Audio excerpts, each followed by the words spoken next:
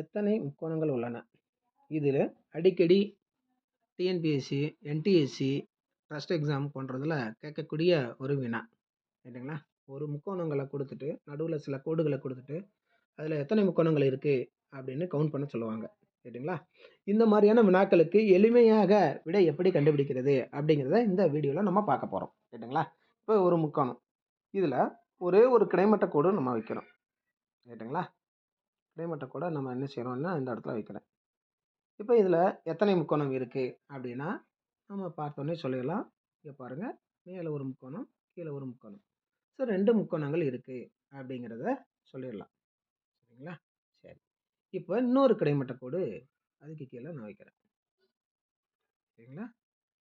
சரி, இப்போ எத்தனை முக்கோணம் இருக்குது அப்படிங்கிறத சொல்லணும் அப்படின்னா நம்ம வந்து என்ன செய்யலாம்னா எளிமையாக சொல்லிடலாம். ஏன்னா எளிமையாக சொல்லிடலாம். பாருங்க, ஏன்னு கேளுங்க, மேலே ஒரு முக்கோணம் இருக்கு, அதே போல கீழே ஒரு முக்கோணம் இருக்கு. இதா இருக்கு, இங்க வைக்கிறோம். பாருங்க, எத்தனை முக்கோணம் இருக்கு அப்படின்னா பாருங்க, இதுல ஒரு முக்கோணம், இது ஒரு முக்கோணம், இது ஒரு முக்கோணம், 3 முக்கோணங்கள் இருக்கு. அந்த கிரீன் வரைக்கும் ஒரு முக்கோணம், ப்ளூ வரைக்கும் ஒரு முக்கோணம், அந்த பிளாக் வரைக்கும் ஒரு முக்கோணம். ரைட்டுங்களா? ஸோ 3 முக்கோணங்கள் இருக்கு அப்படிங்கிறத தெரிந்து கொள்ளலாம். சரி, இதுலயும் இப்போ நான் என்ன செய்யறேன்னா இன்னொரு கிடைமட்ட கோடு போடுறேன். ரைட்டுங்களா? இப்போ எத்தனை முக்கோணங்கள் இருக்கு அப்படின்னு பார்ப்போம். பார்த்தோன்னே தெரியுது நம்மளுக்கு.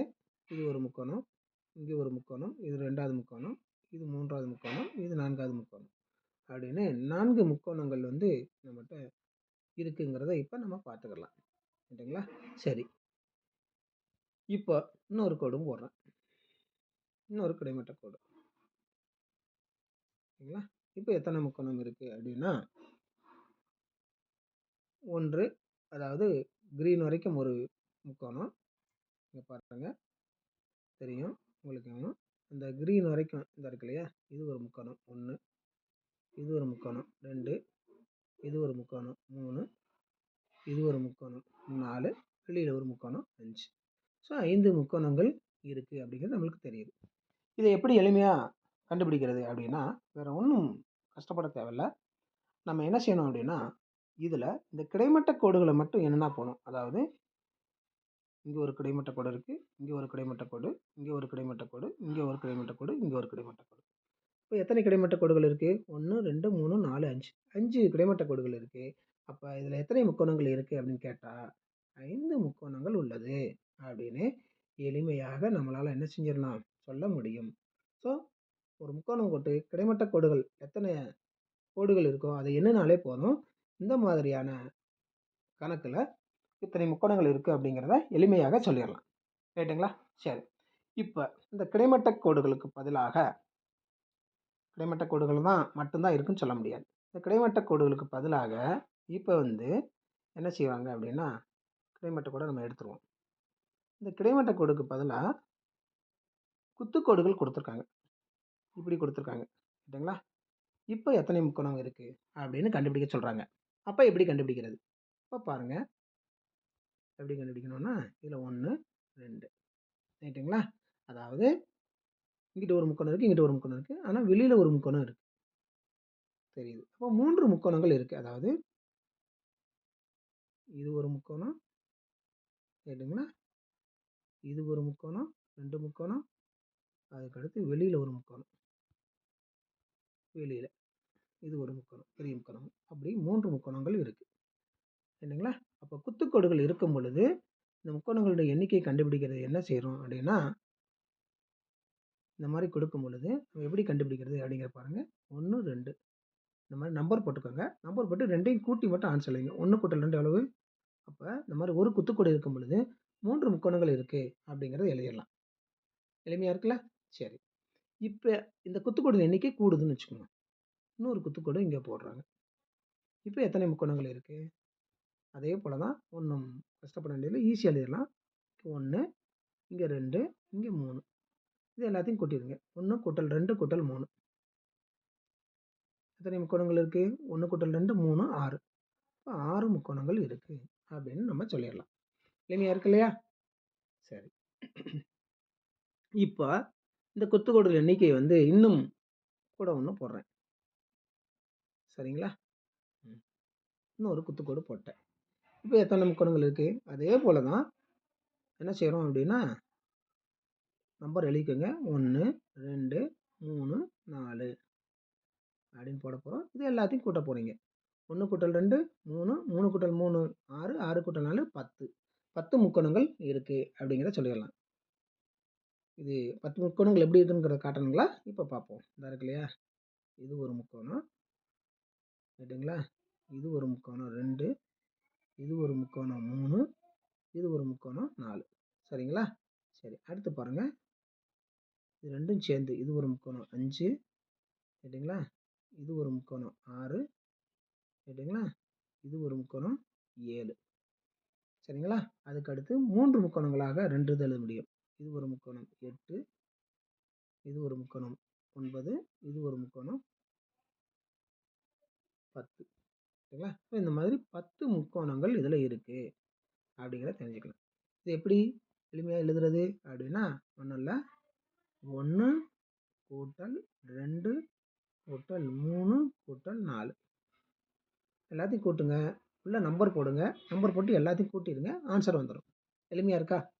சரி. இப்போ என்ன செய்கிறோம்னா இன்னொரு குத்துக்கோடு போடுறோம். சரிங்களா? இன்னொரு குத்துக்கோடு போட்டு அதில் எத்தனை முக்கோணம் இருக்குது அப்படிங்கிறத பார்க்க போகிறோம். இப்படி இன்னொரு குத்துக்கோடு இருக்குது அப்படின்னா, இப்போ எத்தனை முக்கோணங்கள் இருக்குது அப்படின்னு கண்டுபிடிக்கிறோம் அப்படின்னா, 1 2 3 4 5 இருக்குது. அப்போ 1லேருந்து 5 வரைக்கும் உள்ள எண்களை கூட்டுங்க. கூட்டினால் என்ன வரும்னா 15 வரும். 15 முக்கோணங்கள் இருக்குது இந்த முக்கோணத்தில். இதுக்கு எளிமையான ஒரு ஃபார்முலாவை யூஸ் பண்ணிக்கலாம். என்ன ஃபார்முலா அப்படின்னா, அதாவது n × n + 1 n × n + 1/2 அப்படிங்கிற ஒரு ஃபார்முலா யூஸ் பண்ணி நம்ம என்ன செஞ்சுக்க முடியும் அப்படின்னா, ஆன்சர் கண்டுபிடிச்சிக்க முடியும். n × n + 1/2 அப்படிங்கிற ஒரு ஃபார்முலா. இதை யூஸ் பண்ணி நம்ம ஆன்சர் கண்டுபிடிச்சிக்க முடியும். அதாவது இதில் எத்தனை இருந்துச்சு? 5 கோடுகள் இருந்துச்சுங்களா? அப்போ 5 5 + 1 எவ்வளவு? 6/2. ஓரம் 2 மூவி 2 6. அப்போ இதில் எத்தனை முக்கோணங்கள் இருக்குன்னு சொல்லியிருந்தோம்? 15. எளிமையாக இருக்கா? அப்போ 15 முக்கோணங்கள் இருக்குது அப்படிங்கிறத வந்து நம்ம எளிமையாக கண்டுபிடிச்சிடலாம். இதுக்கு இடையில கிடைமட்ட கோடுகள் வந்தால் நம்ம எப்படி ஆன்சர் கண்டுபிடிக்கிறது அப்படிங்கிறத பார்ப்போம். இதுக்கு இடையிலேயும் இப்போ இதில் இந்த நெட்டுக்கு இருக்கிறதுல நம்மளுக்கு 15 முக்கோணங்கள் இருக்குதுன்னு கண்டுபிடிச்சிட்டோம். இப்போ இதுக்கு இடையில ஒரு கிடைமட்ட கோடு வந்து வருது. இப்படி ஒரு கிடைமட்ட கோடு கொடுத்து இதில் எத்தனை முக்கோணங்கள் இருக்குது அப்படின்னு சொல்லி கேட்குறாங்க. ரைட்டுங்களா? அப்போ நம்ம என்ன செய்கிறோம் அப்படின்னா, இதில் நம்பர் போடுறோம். ரைட்டுங்களா? இதில் உள்ளுகளில் இருக்கக்கூடிய இந்த இதில் 1 2 3 2 3 4 5. அப்போ அந்த ஃபார்முலா என்ன ஃபார்முலா சொல்லியிருக்கோம்? n × n + 1/2 சொல்லியிருக்கோம். அப்போ 5 × 6/2. அப்போ இதில் 15 முக்கோணங்கள் இருக்குது அப்படின்னு சொல்லிடலாம். இப்போ கிடைமட்ட கோடுகள் இருந்துச்சுன்னா நம்ம என்ன சொல்லியிருக்கோம்? எத்தனை கிடைமட்ட கோடுகள் நினைக்கிங்க? 1 2 கிடைமட்ட கோடுகள் இருக்குது. அப்போ 2 × 15. 2 × 15. 2 × 15. அப்போ எத்தனை முக்கோணங்கள் இருக்குது? 30 முக்கோணங்கள் இருக்குது அப்படின்னு சொல்லிடலாம். ரைட்டுங்களா? 30 முக்கோணங்கள் இருக்குது. இப்போ என்ன செய்ய போகிறோம் அப்படின்னா, இன்னொரு கிடைமட்ட கோடு இருக்குது அப்படின்னு வச்சுக்கலாம். இன்னொரு கிடைமட்ட கோடு இப்படி இருக்கக்கூடிய படத்தில் எத்தனை முக்கோணங்கள் இருக்குது அப்படின்னு பார்க்கணும் அப்படின்னா, இந்த உள்ளுக்குள்ளே இருக்கக்கூடிய இதுக்கு நம்பர் போட்டுட்டோம். 1 2 3 4 5 போட்டாச்சு. அதுக்கப்புறம் கிடைமட்ட கோடுகளுடைய எண்ணிக்கை நம்ம என்ன செய்ய போகிறோம்? என்ன போகிறோம்? அதாவது இந்த ரெட்டில் ஒரு கிடைமட்ட கோடு, ப்ளூ ஒரு கிடைமட்ட கோடு, பிளாக் ஒரு கிடைமட்ட கோடு 3. அப்போ 3 பெருக்கல் 15. அப்போ எத்தனை முக்கோணங்கள் இருக்குன்னு கண்டுபிடிக்கலாம்? 45. சரிங்களா? இப்போ நடுவில் இன்னொரு கிடைமட்ட கோடு இருந்துச்சுன்னா அதை எப்படி கண்டுபிடிக்கிறது அப்படின்னு பார்க்கலாமா? இப்போ இது எது இன்னொரு கிடைமட்ட கோடு இங்கக்குள்ளே போட்டிருக்காங்க. சரிங்களா? இதாக இருக்குது. இன்னொரு கிடைமட்ட கோடு போட்டிருக்காங்க. அதுக்கு எப்படி ஆன்சர் வந்து கண்டுபிடிக்கிறது அப்படிங்கிறத பார்க்கலாம். ஓகேங்களா? இன்னொரு கிடைமட்ட கோடு நம்ம வந்து போடலாம். இருக்குது. இன்னொரு கிடைமட்ட கோடு இப்படி போட்டிருக்காங்க. போட்டால் வேறு ஒன்றும் செய்ய தேவையில்லை. இதில் நம்ம என்ன பண்ண போகிறோம் அப்படின்னா, எத்தனை கிடைமட்ட கோடு இருக்குது? 4 கிடைமட்ட கோடுகள் இருக்குது. 1 2 3 4 கிடைமட்ட கோடுகள் இருக்குது. அதனால் 4 இன்ட்டு இதுக்கு என்ன ஃபார்முலா சொல்லியிருந்தோம்? n இன்ட்டு n + 1/2 ஃபார்முலா சொல்லியிருந்தோம். அப்போ 5 இன்ட்டு 6/2 15. அப்போ இதில் மொத்தம் எத்தனை முக்கோணங்கள் இருக்குது அப்படின்னா 60 முக்கோணங்கள் இருக்குது அப்படிங்கிறத கண்டுபிடிச்சிக்கலாம். ஓகேங்களா? எளிமையாக இருக்கா? நன்றி. அடுத்த வீடியோவில் பார்க்கலாம்.